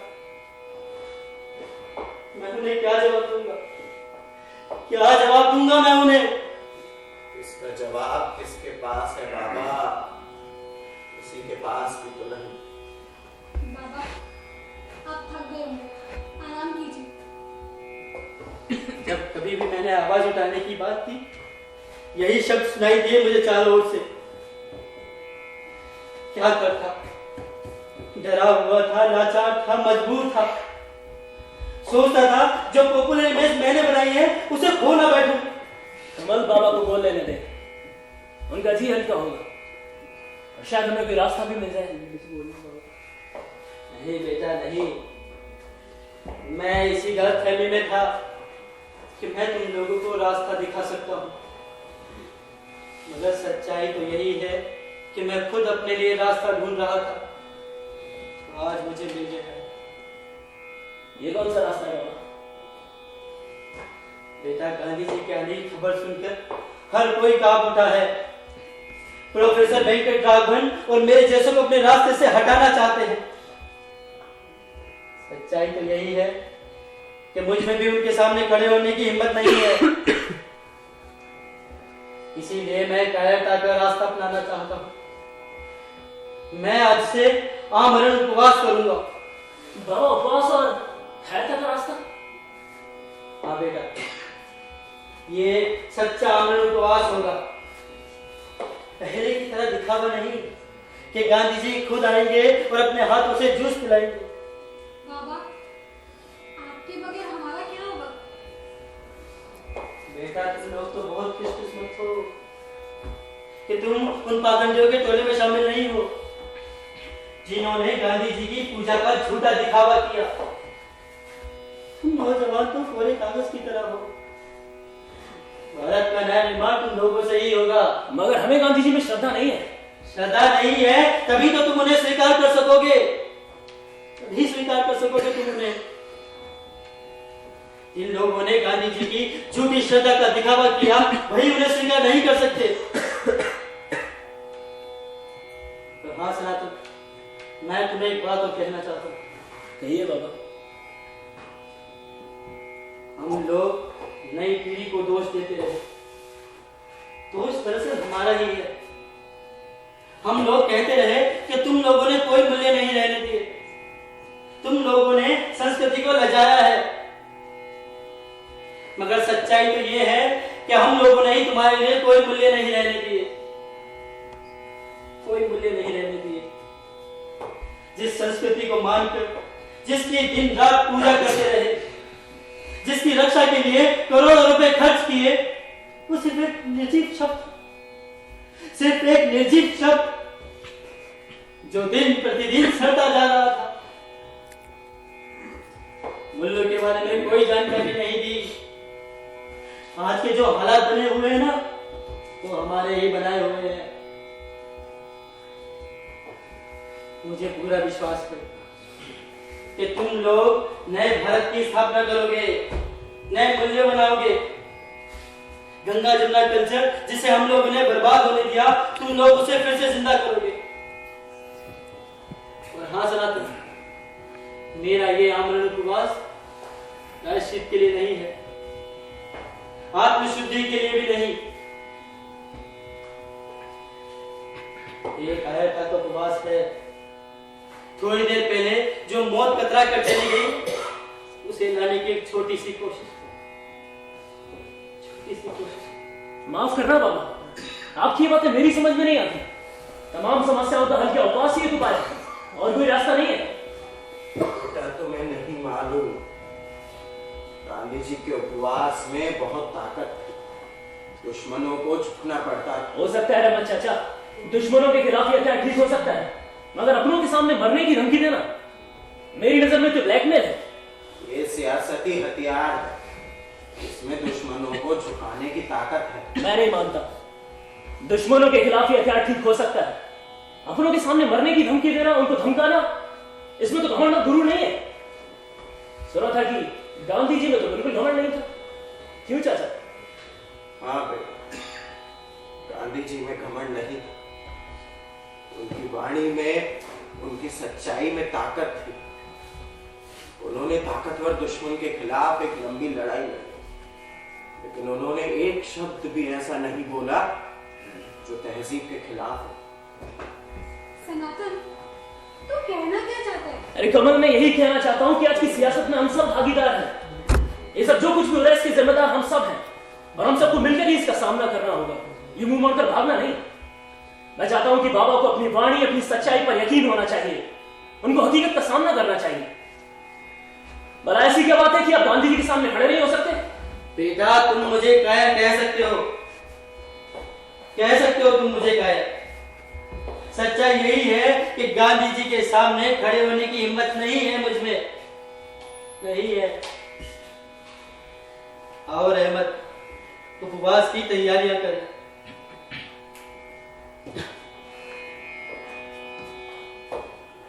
यारो बाबा,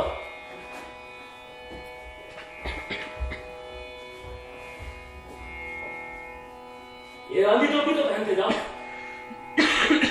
वरना तुम्हें गांधीवादी कौन समझे?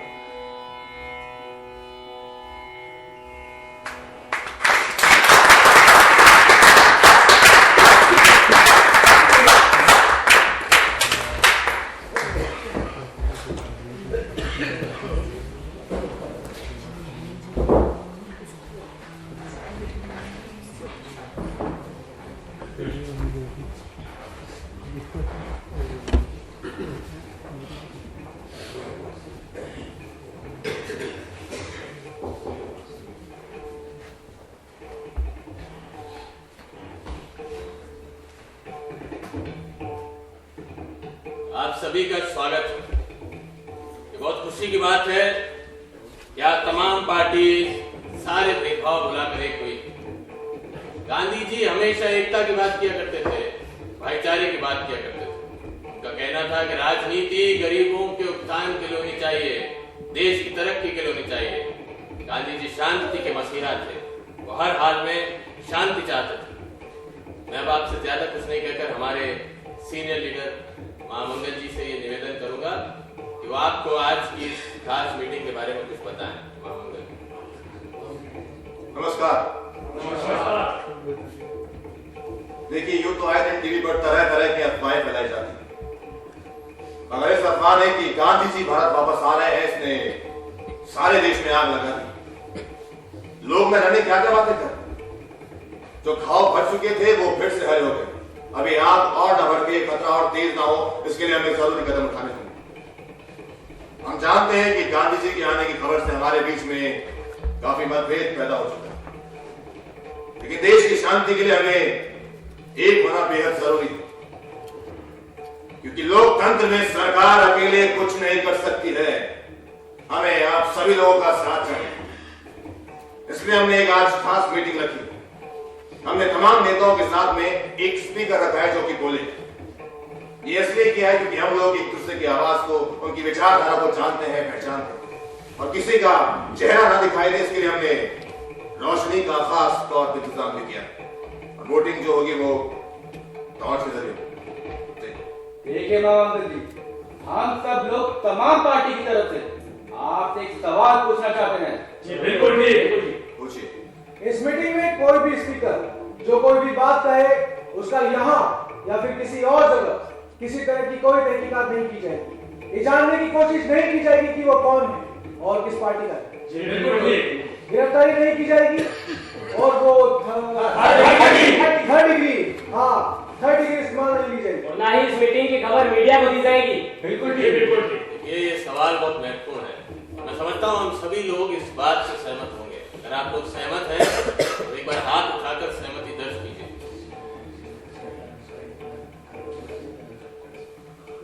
इसका मतलब है हम सभी लोग सहमत हैं। मीटिंग शुरू कीजिए। आप लोग बगैर किसी खौफ के अपने विचार रख सकते हैं। देखिए ये सब बकवास है। यहाँ विज्ञान के नाम पर एक षड्यंत्र दिया गया है। पूरे देश में तरह तरह की भ्रांति फैलाई गई है। भाई अब ये कौन और क्यों कर रहा है, हमें इसका जवाब चाहिए। मैं तो कहता हूँ हमें कमिटी बिठानी चाहिए। देखिए महंगाई, भ्रष्टाचार, माओवादी और ये फॉर्मूला, ये इतने भी तमाम जरूरी मुद्दे हैं ना, इनसे समाज का ध्यान हटाने की खानी चाहिए। अजी राजघाट पर हजारों लाखों आदमियों के सामने गांधी जी का दाह संस्कार कर दिया गया।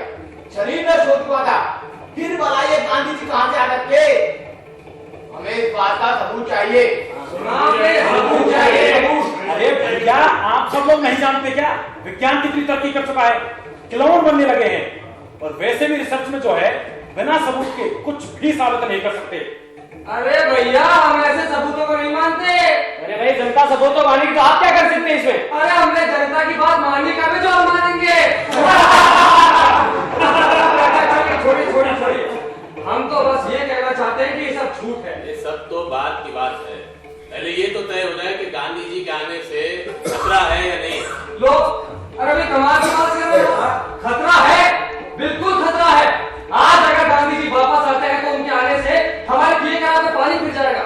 बड़ी मुश्किल से हमने समाज के लोगों में इसका डर बैठाया है कि अब वो लोग चाहकर भी अपनी आवाज नहीं उठा सकते। ऐसे तो सब लोग अपने रंग में आ जाएंगे। पूरे देश में लॉ एंड ऑर्डर की समस्या खड़ी हो जाएगी और ये हम नहीं चाहते। और हाँ मंत्री जी, कभी आप लोगों ने सोचा है अगर गांधी जी संसद और विधानसभा में जाकर बैठ जाएंगे तो क्या होगा? सरकार और विपक्ष की बोलती बंद हो जाएगी। मंत्री जी डर के बारे में कोई भी नहीं बोलेगा। अगर ऐसा होता है तो हम सभी के लिए एक संवैधानिक समस्या खड़ी हो जाएगी। सुन लीजिए नेताजी की बात। मंत्री जी अगर आज गांधी जी आते हैं तो हमारी बहुत बहुत बड़ी समस्या खड़ी हो जाएगी। देखिए मंत्री जी और महामंत्री जी, ये आपको पता है हमारे यहाँ जंगल ही जंगल है और रामायण के सारे तीर्थ स्थान वहाँ पर हैं। अब ऐसा नहीं हो सकता कि गांधी जी आए और वहाँ ना जाए। अगर गांधी जी वहाँ चले गए तो हमारे सबके लिए बहुत बड़ी समस्या खड़ी हो जाएगी। अरे भला राम तो आपके अपने हैं, फिर रामायण से क्या खतरा?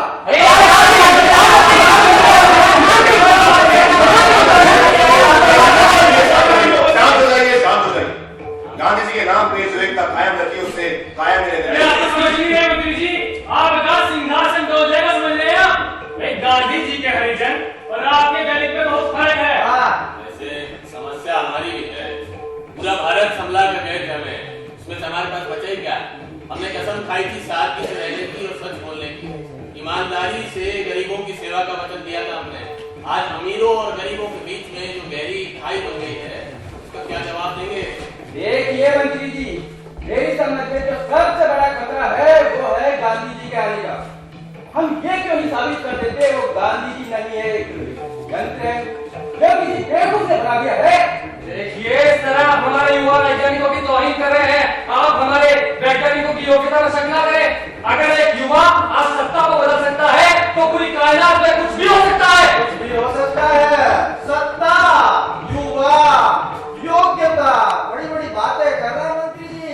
तो आप ही कीजिए ना। अरे हम तो करेगा ही।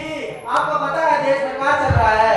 हाँ? पूरे देश में इनोवेशन का लहर हो रहा है और पिछला 60 वर्षों से तो देश में इनोवेशन का कार्य चलता ही जा रहा है, चलता ही जा रहा है। लेकिन कोई भी नया इनोवेशन का बात नहीं करता। तो आप कीजिए ना। अरे हम क्या करेंगे? आप पीछे हटिए। आपको पता है आज के टाइम पे कोई युवा नया इनोवेशन कर दे तो उस बेचारे को प्रमोशन नहीं मिलता ना।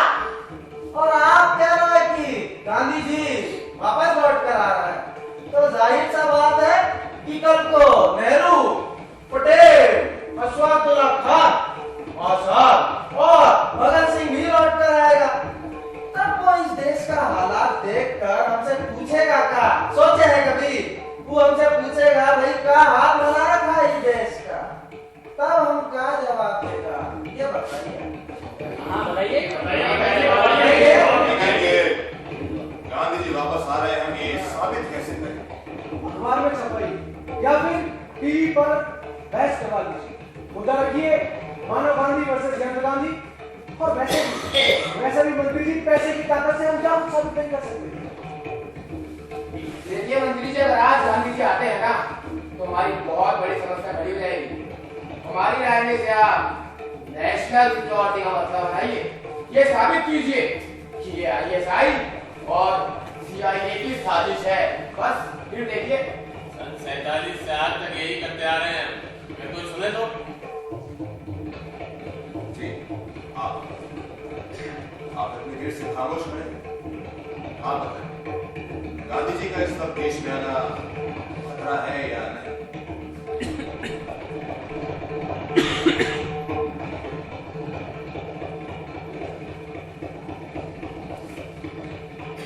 हमारे लिए तो जब वो जिंदा थे तब भी खतरा थे, और आज अगर किसी भी हाल में वापस आते तो खतरा सिर्फ हमारे लिए नहीं, आप सभी लोगों के लिए बढ़ जाएगा। हो सकता है कि खतरा अंतरराष्ट्रीय बन जाए। पहले वो बुढ़ा सिर्फ हमारी विचारधारा के लिए खतरा था, और अब जमाना बदल गया है मंत्री जी। जाने वो कितनी विचारधाराओं के लिए खतरा बन जाए।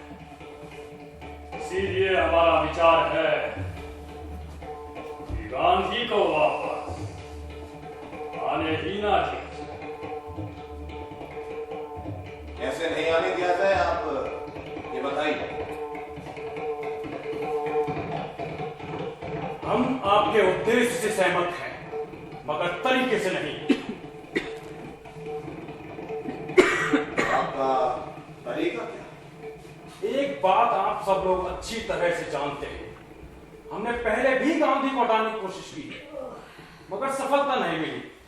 और महामंगल जी, मेरी एक बात कान खोलकर सुन लीजिए। इस बार अगर बुढ़ा आ गया तो हम उसे किसी भी हाल में नहीं हटा पाएंगे। हम लोगों की खैर नहीं, हम लोग कहीं के नहीं रहेंगे। हमारा वजूद तो छोड़िए, हमें कोई पूछेगा भी नहीं। पूरा देश आजकल गुस्से में है, और गांधी के आने से सारे देश में आंदोलन की बाढ़ आ जाएगी। और वैसे भी हम लोग अभी अभी एक आंदोलन से उभरे हैं। मगर कोई तरीका तो होगा। एक तरीका है, मगर खतरनाक। गांधी की प्रार्थना सभा में तो हर कोई जा सकता है। ऐसा तो शायद कोई भी नहीं होगा जो भीड़ को चीरते हुए आगे ना बढ़े।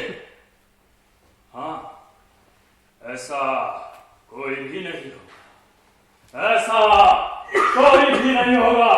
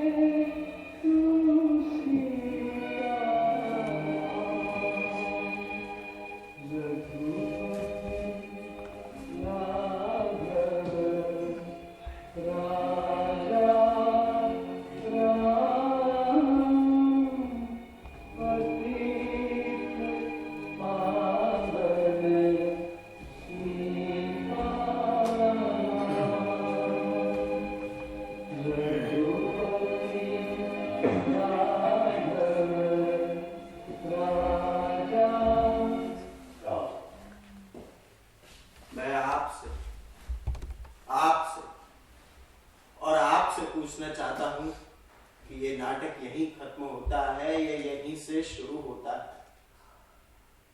गोलियों के धमाके तो हमने पहले भी सुने थे, मगर गोलियों से आवाम की जिंदगी नहीं बदल।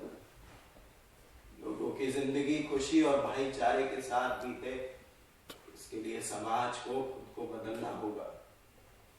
किसी भी तरह से, कैसे भी करके कोई ना कोई रास्ता निकालना बेहद जरूरी है।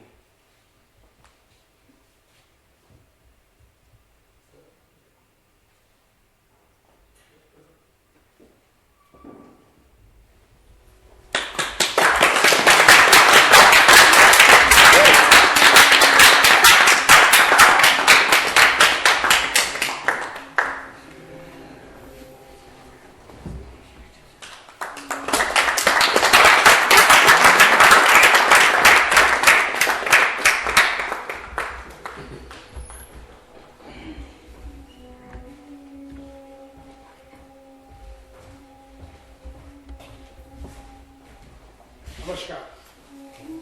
ये था नाटक संध्या काले प्रभात फेरी। मैं इस नाटक के लेखक से परिचय करना चाहता हूँ इस बार। मिस्टर रणबीर सिंह।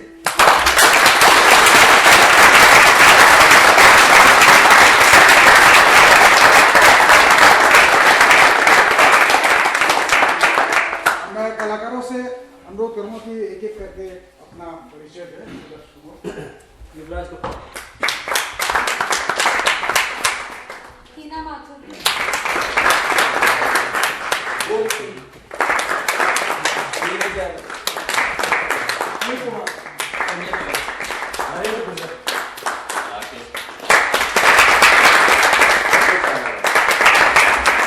दीपक मान, रविंद्र पारी, अविनाश कोविद, मीरा सजावट, शेफाली, अंजल पासवान, मोहम्मद शेख,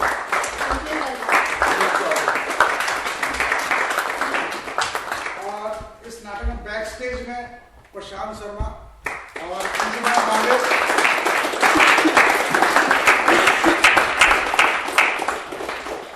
बैकग्राउंड म्यूजिक में शुभम गुप्ता,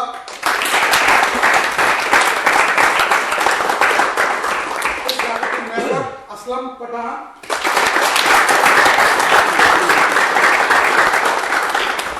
और इस नाटक में लाइटिंग शहजोर अली,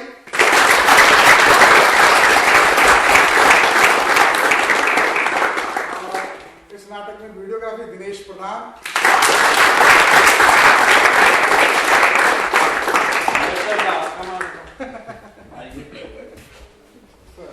डायरेक्टर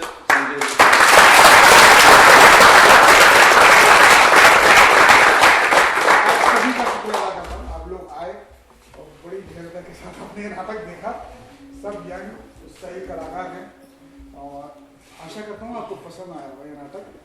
और आज के बाद हम लोग बाहर भी नाटक कर रहे हैं और आपका आशीर्वाद चाहिए। हाँ, वर्कशॉप नाटक है, थोड़ा नए बच्चों को तैयार किया हमने, पहले भी शो कर चुके हैं और उम्मीद करता हूँ कि आपको ये नाटक पसंद आया है। आगे भी नाटक, एक नया नाटक तैयार कर रहे हैं जो आपको बहुत पसंद आएगा और आपका सभी का आशीर्वाद चाहता हूँ कलाकारों के लिए। शब्बा खैर, शुभ रात्रि।